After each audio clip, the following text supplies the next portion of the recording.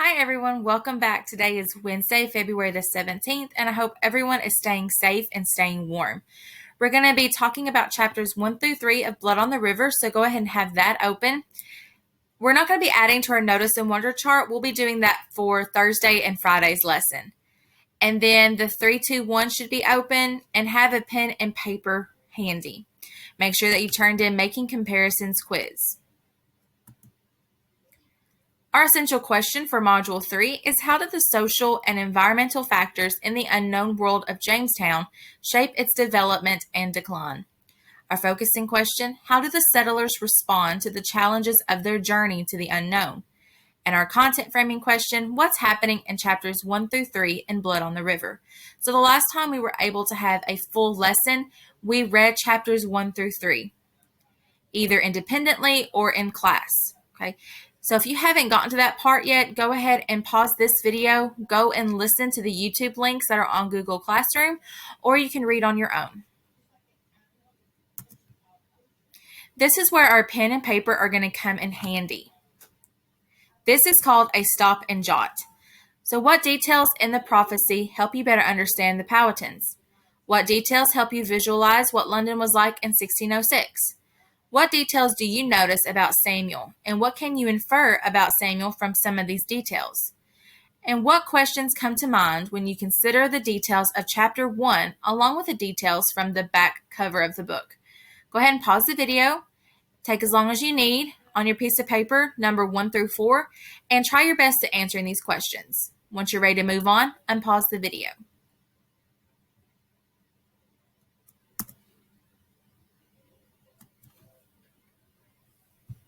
Question 1. What details in the prophecy help you better understand the Powhatans? So the prophecy was at the beginning of chapter 1, and it was that epigraph, or that quote or text at the beginning of a chapter. In the prophecy, it mentioned the Native Americans planting corn. It was their major crop. Also, we have to remember that Native Americans didn't have calendars, and they didn't have clocks and watches in order to tell what time it was or even what month they were in. So they would use major events or activities in their daily lives to determine what month it was, what day of the week it was, what time of day it was. So crops are seasonal. So if they're planting corn, it's probably going to be in the warmer weather months. They called groups of people who lived together tribes, even the settlers, because this is what the Powhatans are used to. The Powhatan called the English homes longhouses. So that lets us know the English houses must be a different shape than the Native Americans' homes. They viewed the English as invaders of their land, since the settlers hunted, fished, planted, and built on the land of the Powhatan.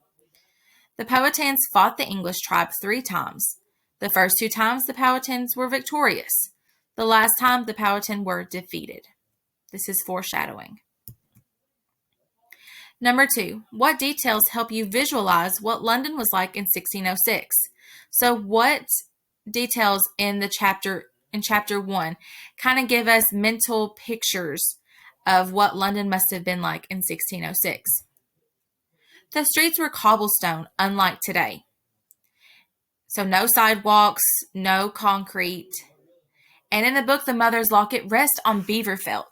Beaver fur was something that was traded during that time period, a very popular trade item. The docks are described as full of dark hulks of ships bobbing slowly. During this time period, England was known for its ships and fleets. A fleet is a group of ships. The London Bridge was a place where traders' decapitated heads were placed on poles, so it was a very violent and dangerous time. A grin shows teeth as brown as worms. This is a quote from page 4. People did not have access to dentists like we do today. So this is how Samuel is describing the pawn shop owner. So if he has brown teeth, that probably means that they're rotting. Did not have great access to dentists like we do today. The poorhouse was a place for people without money. It seemed terrible with the people in charge beating Samuel whenever they felt like it. Found on page 3. Question 3, what details do you notice about Samuel, and what can you infer about Samuel from some of these details? He runs barefoot, so he's clearly poor and he doesn't have any shoes. He seems brave. He breaks into the pawn shop even though this could result in him getting into trouble. He wants the locket because he loved his mother. He needs the locket because he misses her. So remember, his mom has passed away. He is an orphan. He does a good job of calming himself down. He even whistles when he is by the sailors. The reader knows he is a boy because that is what the shopkeeper calls him, but he seems older. He has to take care of himself for a while. So he might be a young boy, but he has a very grown-up mindset. He had to grow up quickly to take care of himself. He lives in a poorhouse and he hates it. Whoever is in charge there took his mother's locket from him so that he could pay for his food. He resents them. He has been abused by those in charge at the poorhouse and Nailery, as well as his own father. He refuses to be beaten anymore and chooses the streets instead. He is a fighter.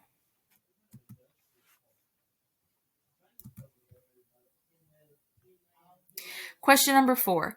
What questions come to mind when you consider the details of Chapter 1 along with the details from the back cover of the book? Will being a fighter help Samuel in the New World? Will having a hard childhood help Samuel in the New World? Okay, so will he be able to protect himself as growing up in a difficult place help Samuel survive? Will Samuel always be on his own, or will he find a new family in the New World? Will he possibly find acceptance with the Powhatan Native Americans? Will he maybe find acceptance with the men that he's going to be traveling with to the New World?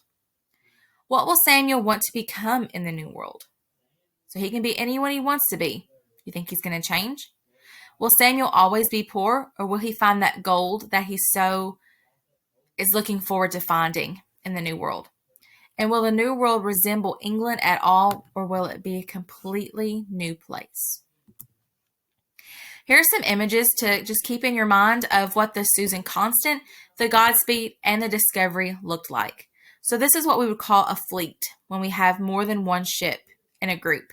So the large one in the front of the picture is the Susan Constant, and the smaller two in front are the Godspeed and the Discovery.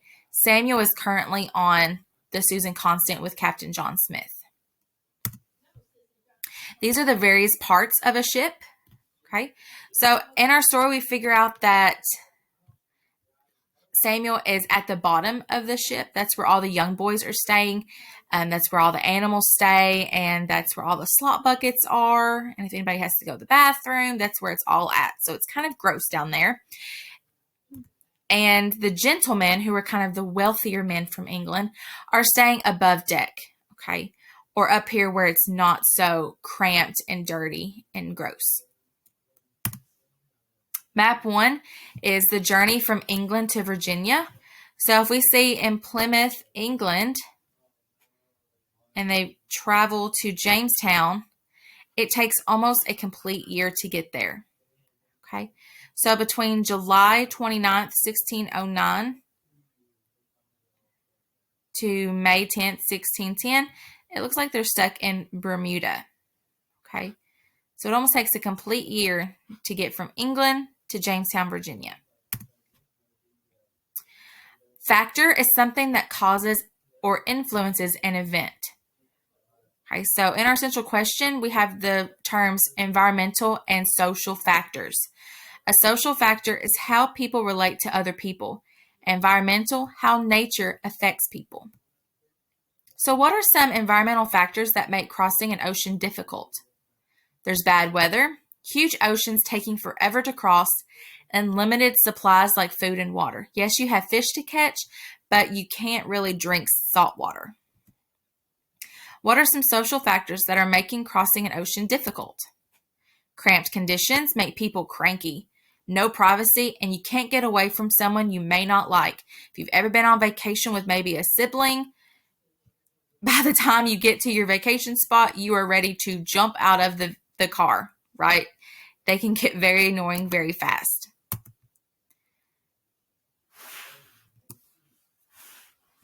Okay, so we're not going to do our notice and wonder chart today. Back to our essential question. How do the social and environmental factors, my screen load again, in the unknown world of Jamestown shape its development and decline? So pause this video, read each of the stars, and determine whether you think it's a social factor or environmental factor. Pause the video when you're ready to continue on. Okay, first up, Captain Smith has a negative attitude about the gentleman. Okay, this is a social factor. Okay, if he's arguing with someone or has a different attitude, that's social. The gentlemen do not know how to build houses or grow crops. This is environmental. They're in this new world and they have no idea how to survive in it. Master Wingfield has negative attitude about Smith. Social. Smith and Wingfield almost get into a fight. Social. The gentlemen have a bad attitude about the journey and think they should give up and go back to England. Social. And maybe environmental, okay, if they're struggling on the open seas. The boys do not get along. Social. The ship journey is uncomfortable because of weather and cramped conditions. Can be environmental and social, depending on how you look at it. If you're arguing with someone, social. If it's the bad weather, environmental. So now we're going to work on the 3-2-1. This is the last thing for our assignment today for the lesson. Go ahead and look at 3-2-1 found on Google Classroom Module 3. Complete the assignment and turn it in once you are finished. So you're going to identify 3 traits of the gentleman on board the ships. So on chapters 1 through 3, we've already talked about what the gentlemen are like, how they're dressed, how they act towards Samuel. Okay, just 3 traits, 3 adjectives. How would you describe the gentleman on board? Identify 2 conflicts that have already taken place between the gentlemen and the commoners. So there have been several incidences where the gentlemen and the commoners have not been getting along on the ship. A commoner is someone like Samuel, someone who isn't wealthy, who's just kind of there to help the gentleman. And write 1 question that you have about the characters or plot. So it can be, what's going to happen next? What's going to happen once Samuel arrives in the New World? What is going to be the relationship between Captain John Smith and Samuel? Okay. Any question that you have about the book. All right, if you guys have any questions, please feel free to message Miss Rodas or myself. We will be happy to help you through Remind, through Google Classroom, and email. All right, guys, have a great day. Stay safe and warm, and we'll see you next time.